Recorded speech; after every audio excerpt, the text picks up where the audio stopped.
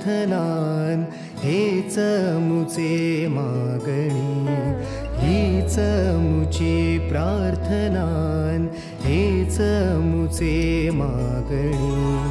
माणसाने माणसाशी माणसा सम वागणे,